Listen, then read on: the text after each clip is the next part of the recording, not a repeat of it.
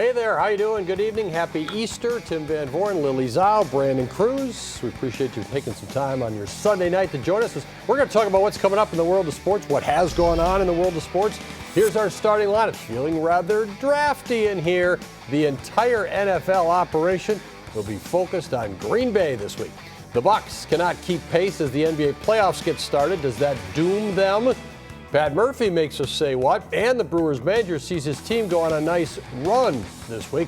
Plus, our latest high school hotshot is walking the walk to make an impact in his community. All right, so that sets the stage. That lays all the groundwork for you, much like an NFL draft. All the preparation is in. Our board is up there. The Packers board is up there. The board is up there for all the NFL teams. At least it probably is by now. We'll hear from Brian Gutekunst, the Packers general manager, tomorrow. Not expecting any secrets, but I'm guessing he knows where he wants to go by now, Lily. Yeah, absolutely. And of course, it just depends on how the board falls in terms of who they can get and who is available. If they want to trade up, trade back, if they want to stay put at number 23. But you have to believe Brian Gutekunst and the scouting team, they've done their work. It's been a very arduous offseason trying to build that draft board to get the best value, the best player available to come to the Green Bay Packers. I'm sure we're going to talk about the positions of need, and we'll see if Brian Gutekunst does address that in the first round. But you have to believe they like their board. They brought in a lot of guys with pre-draft visits, so does that factor into who they do draft potentially? And so we'll see what the Packers do, but just excited to see how the draft board falls and where they go and who they pick. And this is a group that's been together now for a while, Brandon. I think that continuity helps in a situation like this. They all know in that front office who's expected to do what. What do you expect them to do in terms of a first-round selection? Well, I think that it's one of those weird drafts because you don't have so many superstars coming out of college in this one. Maybe the top 10, 12 picks are big-time guys that can make an impact right away. After that, you don't know. So my thing is you look at where their need is most, and to me that means an edge rusher. That is their biggest need, in my opinion, in the way their team has unfolded on the field and been unable to get to the quarterback consistently to put pressure on a quarterback. And that is where I think if they have a guy they really like at that position at number 23, they do it. And even though the draft is in Green Bay and everybody is waiting for them to make a first-round pick in Green Bay, I can easily see them moving back if that person they want goes ahead of them, and then they'll fall back to the second round. And there will be a great big collective, right, if they do that, right? That's the way it goes. What about if they draft a wide receiver this year, Lily? Will there be a great big, I think it'll be an eruption of excitement and cheers from the Packers faithful if they get a wide receiver, right? Javon Walker, 2002, does that, drought of first-round receivers getting drafted by the Packers, does it end this year? I mean, potentially, right? Again, depending on how the board falls, you see T-Mac there from Arizona, so you have a lot of really good receivers that might go high in the first round, but again, do the Packers value that? Do they want to trade up and get an impact guy with Christian Watson not able to play the first couple months of the season? Or, again, do they value the defense in the trenches? So, curious to see where they go, but I think if they're going to get an impact wide receiver, I know traditionally they've gone the second round and they've gotten a lot of value for their second round wide receiver picks. It's do they value that position over an edge or a corner or maybe an offensive lineman to grab an impact guy that can make an immediate presence and make his presence felt in Green Bay's rookie season. A lot of value, though. My goodness, if you could get Devontae Adams or Jordy Nelson or Randall Cobb or Christian Watson, you'd take them in the first round if you could. They just happen to get them in the second. Yeah, and that's just how it's fallen for the Green Bay Packers. They've done it their way. I think there's been a lot of talk about, the Packers haven't drafted a wide receiver in the first round in 23 years. It's going to keep on going. But listen, the Packers know what they're doing. They find value in later rounds, and it's worked out very well for them. And the Packers will be the first to say if the best player available is not a wide receiver, we're going to get whoever we're going to get, and they're going to add to our team. I mentioned some of those guys because there will be a lot of former players on the stage this weekend in Green Bay. Former Packer players, Jordy Nelson is on that list, James Jones is on that list, and former Badger players representing their professional team. One of the neat things about the draft, to be honest with you. Yeah, and I think you're going to see so many Wisconsin ties, and I think even if the Packers trade out of that first round, you're going to be able to watch throughout the weekend all these people you're familiar with, that you remember what they did, either as a Packer or in the NFL or with with the Badgers, and it's a neat thing, and you get to see these guys kind of come home in a sense and be a part of the history of this being the second draft ever in Wisconsin. So with that being the case, I think even if they don't make a first-round pick, you're going to have a lot of entertainment value from this, and I think that's what fans are looking for when they go up there.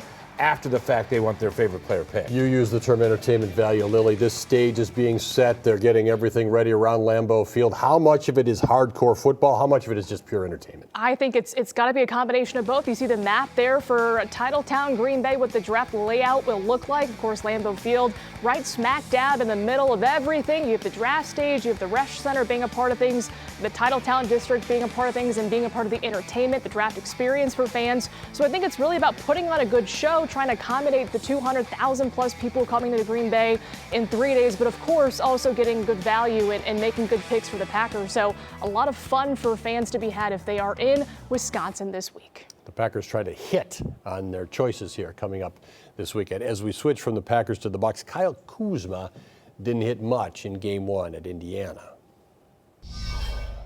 It's hard to score when you don't touch the ball. I mean, no offense. Kyle got 2 shots in the first half, both with 2 seconds on the shot clock. So, Kuzma can play, but we got to involve him, and we got to make sure we keep him involved. Doc Rivers taking one for his team there, no question about it, after the Pacers are all over his team to get this best-of-7 series going, and Kuzma was not alone in his struggles. The starting lineup got 14 combined points. Aside from Giannis Antetokounmpo. That's almost unbelievable, but that is what happened. So, okay, Game 1.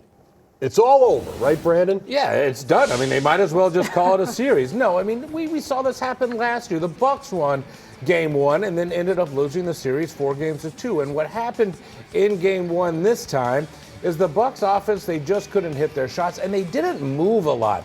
I felt like they were just watching Giannis do everything, and they just weren't sharp. And Kyle Kuzma had his issues. He was 0 for 5 shooting, but then he had no rebounds. So where was he there? He had no assists. Why wasn't he touching the ball? He only had 2 fouls to go with his 0 for 5 shooting and his 0 for 2 from the free throw line. So to me, what you need from guys like Kuzma especially, but everybody else, is to be more involved, to create offense, to move, and to be there to help Giannis out so he's not having to carry the load with all those points and only 1 assist. Well, he's going to take the slings and arrows after that game for sure because of the numbers, Lily. Again, you stress he was not the only one who struggled. And the Pacers didn't struggle much. They had it working. It was Pascal Siakam. Tyrese Halliburton did some things well. Miles Turner. You pick your Pacer, he probably did something. And the Bucs have seen these guys do this before. Yeah, it's really pick your poison, right? If you want to limit Tyrese Halliburton, fine. He was limited in a sense, but he facilitated well. But then you have Pascal Siakam, you have Miles Turner, you have Andrew Nembhard, who always gets in the the heads of Bucs fans. So you have a lot of guys who were able to make things happen on the offensive end when Tyrese Halliburton wasn't dropping 30 points a game, and that's what the Bucs were not able to do. So Indy riding really the home court advantage from their fans. They shot the 3 especially well. The Bucs did not. At one point, the Bucs were 2 of 16 from 3, the best 3-point shooting team in the regular season. Not getting it done in Game 1. The Pacers certainly were. So the fact that you couldn't really defend well on the perimeter, you couldn't defend well in the paint. I mean, the Bucs were down 28 points at one point in this game. So the defensive effort has to be a lot better in Game 2 if they want to steal one in Indy. You expect some chippiness over a 7-game series with familiar foes. You got some right out of the box in Game 1. Yeah, Damian Lillard not even in the game, obviously missing this, but he has words for Tyrese Halliburton and Pascal Siakam, mainly for Halliburton, and then he gets teed up. So he's not even in the game, but he's already earned a technical in this series. Now, he could return to the court as early as Game 2 on Tuesday, but what you like to see there is he's kind of fired up, and this game was well over by the time that was happening. So it's almost like sending a message and maybe letting the guys on his team know that you don't go down without a fight. And even if it has to be a war of words in a game that's already over, this is what you do, and this is the chip on the shoulder you bring to Game 2. And I'm going to show you how to do that. And we talked about it last week. Players on the team talked about his leadership while he's been on the bench and out of action. He showed it there, even though he earned a technical. That's great. And one of the things he was saying there is, you'll see. maybe we'll see Lillard in this series. There's certainly enough time for him to get ready. A Saturday game, then a Tuesday game, then you're waiting till Friday, then you're waiting till Sunday. A lot of spread out time in this series. And I think that bodes well for the Bucks. They were able to come home to Milwaukee this weekend. They will have a workout at their own facility on Monday before flying back to Indiana, and then they'll come back right after the game. So they got the comfort of home, even though they have 2 road games to start this playoff series. Game 1, you flush it, and now you move forward, and that's what they're doing. So to me, you have guys getting a chance to rest. We may see Damian Lillard as early as Game 2, and then you can have them kind of make the adjustments that they need to create the offense and the defensive stops that we didn't see in Game 1. And a week from now, it'll be a Sunday night game downtown. Still, probably maybe still going on, late night tip time. So this has been a stretched out series, at least on paper. We'll see how long the Bucks can keep it going with the Pacers. Wasn't much of a stretched out college career for Con Knipple, one and done at Duke. Of course, you see him here at Wisconsin Lutheran, who is a terrific player, wore different numbers over the years, was Mr. Basketball in 2023-24. Heads to the NBA draft after just one Final Four season with the Blue Devils. He's expected to be a lottery pick, so it's hard to quarrel with that decision whatsoever. We hope you're making the decision to stick with us here on Fox 6. Another game Friday. You play like an old man. We got another game Saturday. That's a little bit of a trick question. We got another game Sunday. Being bit to death by a duck. We got another game Monday. The guy's baking a pizza back there. It don't stop, right? Find that it's got to be like a certain launch angle. Like, are you looking line drive? Someone hits a hard ground ball up the middle. Do you consider that the same? Like, how do you define hard contact? I define it by hard contact. It's kind of a concept eyeballs? when the ball goes off hard. Like just Always a very funny man and always very directed to the point. Directed to the point today with the Brewers as they take their series against the A's and win it. But, Tim, all they did was run from the beginning through the 4th inning. You know they're an aggressive team, and Pat Murphy has said they want you to feel playing the Brewers well. The A's certainly did. The Athletics certainly did. If you're a baseball player, what a week. You win 2 out of 3, and get a day off. That's about as good as it gets. Today, they just took it right at the Athletics. To a degree you don't usually see the Brewers doing. I mean, they do a lot of things, but this was just, on steroids, basically. They get 9 stolen bases in the game. They get 6 in 1 inning. Talk about feeling you. They were certainly felt. Yeah, and that was the first inning is when they had the 6, and they created a bunch of runs, and it created an uneasiness for the A's pitcher and catcher, as it felt like on any given moment someone was going to run, and then it turns into runs. That really helped out their starting pitcher, Logan Henderson, Lily, making his major league debut, and they score all those runs in the first inning, kind of created a big cushion for him. Yeah, I mean, what more can you ask for in your major league debut, right? You have a nice 4-run cushion to work with, so just allowed him to just settle down and pitch how he pitched, and just a memorable debut for Henderson. Again, the Brewers have utilized 9 different starting pitchers this season. He's one of those guys that got called up, gets a chance, and what does he do? Hey, he pitches well on a holiday. It's something about holiday games and Brewers starting pitchers for some reason, but 9 Ks, 6 innings of work, just 1 run that he gave up. So a pretty memorable debut for Henderson, and we'll see if he can carry this forward, but it's nice that the Brewers got this production out of this young kid. And they've gotten some out of Quinn Priester. He's pitching tomorrow in San Francisco, but he did very well in Colorado, and he did well when he came to Milwaukee to make his Milwaukee debut. The storyline has faded away a little bit, right? We can't find anybody. Well, we found a lot of people. Quinn Priester is one of them. The front office certainly deserves credit for going out and finding him in a trade. Was on a minor league roster. He's come in. He's had 2 good starts for the Brewers. He's taken some innings to this point. Today, Logan Henderson. You've had Chad Patrick pitch well. Tyler Alexander was okay out of the bullpen. Grant Anderson's been okay now that he's settled into that late inning run. So you really have to say the Brewers have held it together here, even though some of their main players still have such low batting average. I think 5 guys who were in the lineup, at least at some point today, are still 210 or below. Yeah, I mean, Christian Yelich comes in hitting 183. Joey Ortiz comes in hitting 183. Eric Haas 182. Yet they score 14 runs and win. So Lily, you're getting production from guys that you don't really expect. Caleb Durbin is one of those guys, and he made his debut on Friday. Yeah, the Brewers, they sent down Oliver Dunn. They want more production at the plate with their third baseman, so they get Caleb Durbin, a nice cheering section. Friends and family see them there in the stands when he makes his big league debut, and it was nice to see him just, in his first at bat, almost get a home run. Imagine that, though, but instead he gets a single, so that's pretty good as well. 2 of 4 in his debut, and a memorable one at that for him. He made a nice catch, near the A's dugout as well. So, just a way to kind of say, hey, I'm here, I can contribute, put me in the lineup, coach. And Caleb Durbin, a nice debut for him as well. Yeah, from Lake Forest, Illinois. Today he had his first career stolen base. So he keeps checking off all the boxes. Now he's on his way to San Francisco with the team to see what he can do on the road against a very good Giants team who lost today to the Angels. We'll see what happens as they meet up again with Willie Adames tomorrow. Well, the Badgers held their spring showcase at Camp Randall on Saturday, giving the fans an opportunity to see the team for the first time. Not a lot of scoring in the scrimmage, only a couple of touchdowns.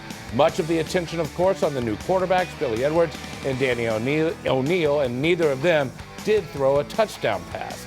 Meanwhile, the Admirals are riding a lot of momentum as they head into the Calder Cup playoffs. The back-to-back Central Division champs are on a 6-game win streak. They will face the winner between the Ice Hogs and Wolves in the first playoff series.